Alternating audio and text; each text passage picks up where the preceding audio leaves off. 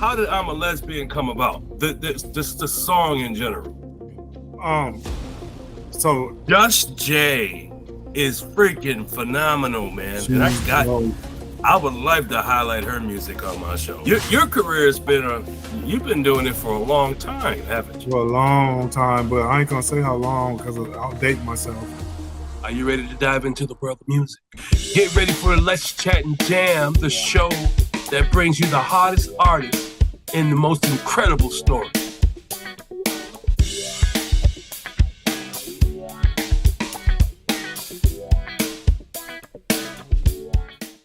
Thanks for tapping in to Undiscovered Gems. How y'all doing? MC Andrew Love back on your screen and your speakers one more time. And I'm going to tell you something, folks. I like music.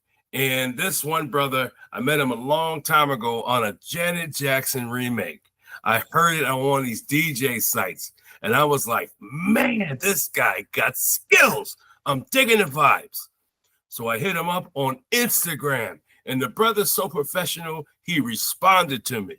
And next thing I know, we're having interviews. And I had to go get him because he's got a new album out. Well, a new EP of one song, different versions of it. All the mixes. The song is called I'm a Lesbian. I must say, folks, I can relate to this brother because I think I'm a lesbian too.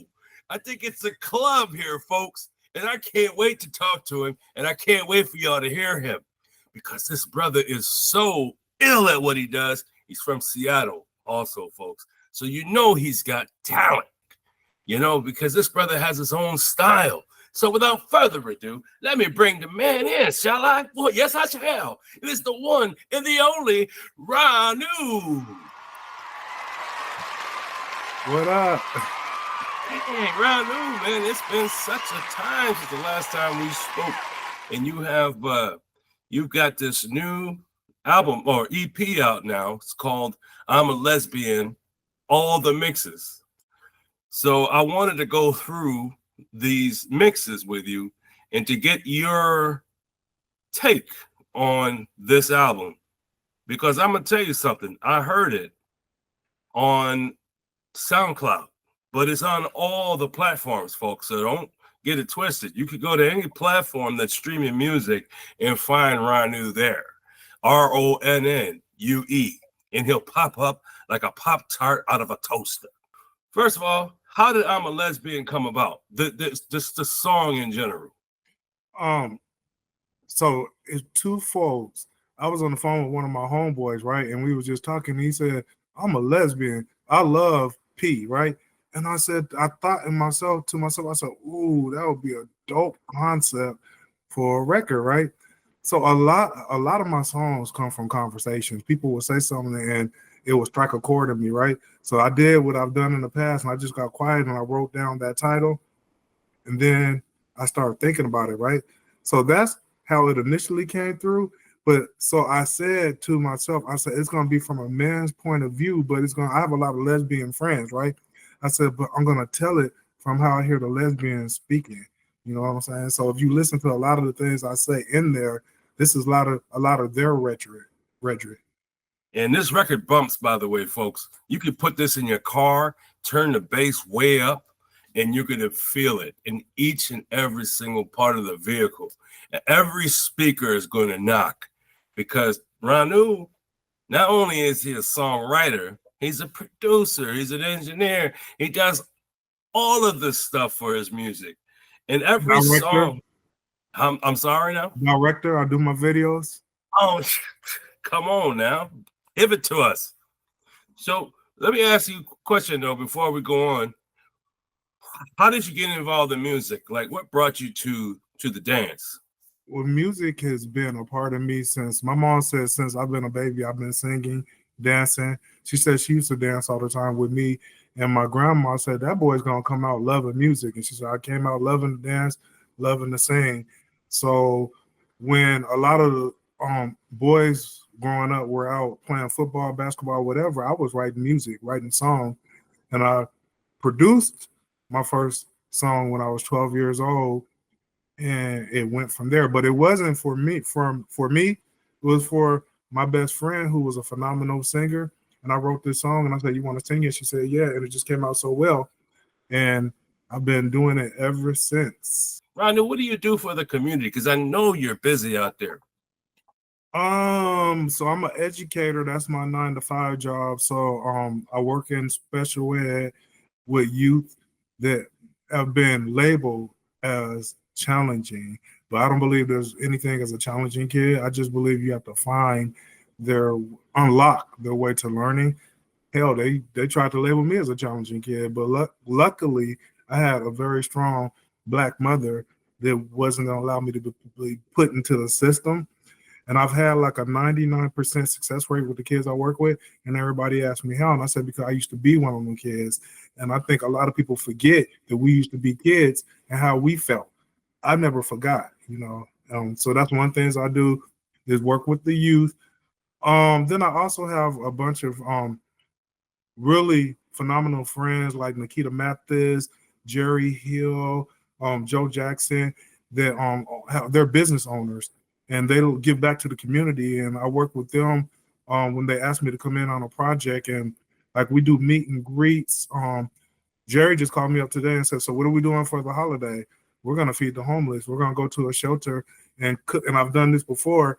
Go to the shelter. We cook them real food. We give them a real dinner, and then the people I bring in to do it, I tell them we're going to treat them extremely nice, like they're not at a restaurant. We're not going to look down at them, on them, and I just want them to have the experience. So let's talk about the radio version, Ronnue. Well, you know what? Actually, I want to start with the album version because that's where they all started from. Oh, we could do that. Yeah. I think that's the one I heard first. Yeah, so the album version, my cousin, I got to give a shout out to Rock Fizzo. He's my co-producer on like 90% of my music. He's a genius. I tell him all the time, "You're so dope, you don't even realize how dope you are." This man plays the bass guitars, drums, and keyboards, right? So we have a process. Half of the time I'll come over there and I'll know the direction I want to go musically, but I don't play anything. So I'll start humming out some of the parts until he gets it down. And then as soon as he gets my structure, then he'll turn into like a madman and just start filling it in, right?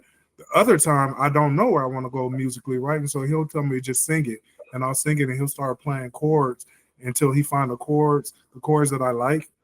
And then once we get the chords that I like down, then we'll go from there. But I told him with this, I said, I want a 90s vibe.